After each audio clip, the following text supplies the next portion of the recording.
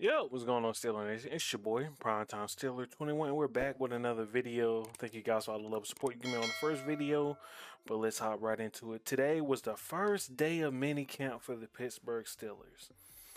The elephant in the room, Aaron Rodgers is our starting quarterback. Very excited for Aaron Rodgers to step foot in our facility. He really gave a lot of good answers in this interview today. He worked out, threw a couple of passes. I expect him and DK Metcalf to put up a lot of numbers this year. I see a lot of stuff in the media, people saying Aaron Rodgers is washed. He had a bad season last year. But let this sink in. I'm going to show you guys. Aaron Rodgers had more passing yards last year than Patrick Mahomes. He had more passing yards than Josh Allen last year. And he had more passing yards than Jared Goff. And he also had more passing touchdowns than all three of those guys. How is he washed? I really feel like the media was really giving Aaron Rodgers a bad rap last year because they call him a prima donna and all this stuff, like he really can't play. Aaron Rodgers can still play, and he's a way better option than Russell Wilson. Russell Wilson did okay last year for us, but he would not push the ball down the field or in the middle of the field for us. And y'all know that's true, you know. But Aaron Rodgers is the guy. Will Howard is our future. I really feel like Will Howard is our future. Like I said earlier today, Mason Rudolph is not that guy for us. Everybody knows that. But Aaron Rodgers is our guy. But other than that, DK Metcalf, our new main weapon. And we got Woods coming over from Houston, which I think he's going to add a lot of adversity to our offense.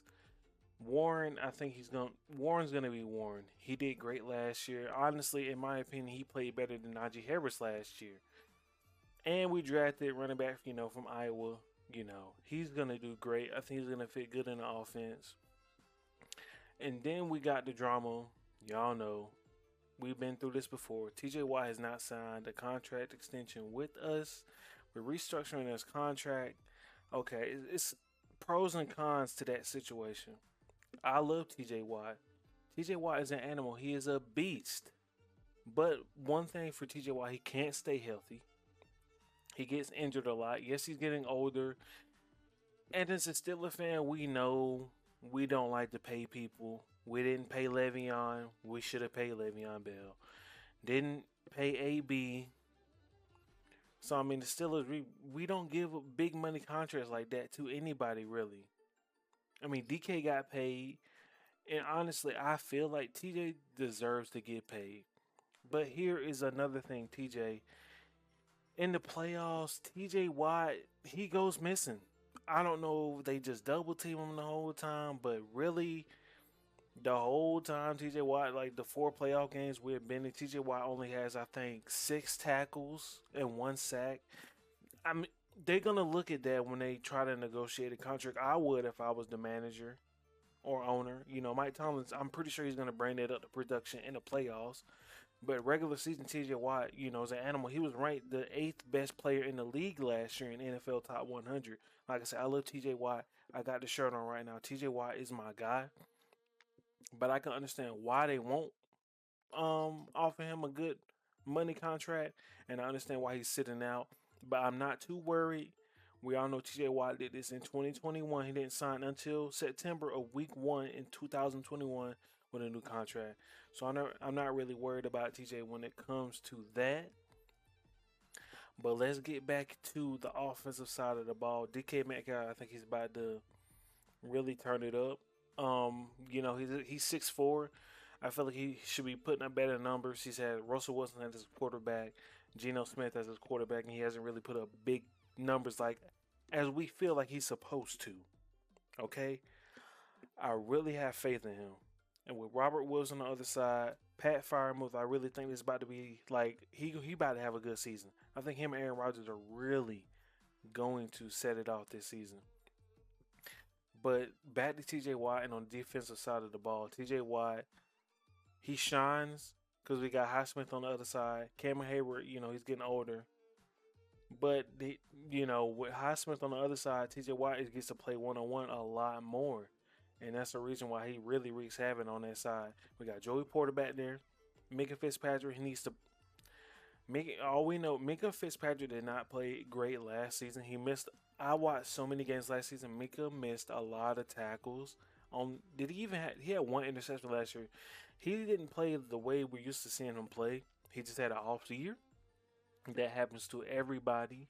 So I really hope Minka gets it together when it comes to that aspect, because he's the leader on our. TJ Watt is there, but we need Minka to be there. That guy. Nobody, like, no fly zone back there. Nobody getting by him, because we got good corners. We got Slay and Porter. I feel like Slay and Porter can really hold it down. Joey Porter Jr. is coming to his own. I really like Joey Porter, and he guards the #1 guy in practice anyway. And let's just be real, he's that guy. Darius Slay's old, but I still think he can contribute to our defensive side of the ball. Drafted the middle linebacker out of the Ohio State. He got big shoes to fill, but we always draft good linebackers. If I can recall, the only bad linebacker we really drafted was Jarvis Jones out of Georgia, but Ohio State produces really good middle linebackers. We had a great middle linebacker, unfortunate events to Ron Shazier. Ron Shazier was a dog. We all saw that game. Spinal injury. Hated that. But I have faith that we really about to be a top 10 defense this year. But other than that, minicamp, we excited. Y'all please check the description down below. And I seen other things about another receiver. This where I feel like it ties in with the TJ Watt thing. I don't feel like Washington will trade Scary Terry at all for TJ Watt, because I feel like not the Redskins, but the Commanders, I feel like they are in Super Bowl mode now. They won 11 games last year, which that really caught me by surprise. I didn't even know Washington was that good last year. But I don't see us making a big trade for Terry McLaurin at all. But it was reports in the beginning of the summer we were trying to trade for Jair Alexander. Yes, he's a beast, but do I feel like we need to spend money and trade assets away to get him? No, I feel like we need to get more weapons on the offensive side of the ball to help Aaron Rodgers. Our offensive line is iffy. Everybody knows that. But I just feel Jair Alexander, I have a bad feeling he's going to go to the Ravens, which I do not want him to go to the Ravens at all, because the Ravens defense is already phenomenal. But we know how they go with division football anyway. The Ravens are always going to be there. They have Lamar Jackson and Derrick Henry. They're always going to be there. The most consistent team that is always in the playoffs in our division is the Ravens. The Bengals, they fell off the last 2 years. The Browns, let's be honest, the Browns are the Browns Steelers nation. We don't worry about the Browns at all. It is what it is. Sorry, Brown fans, if you watching this video. But I feel like the Ravens are always going to be there.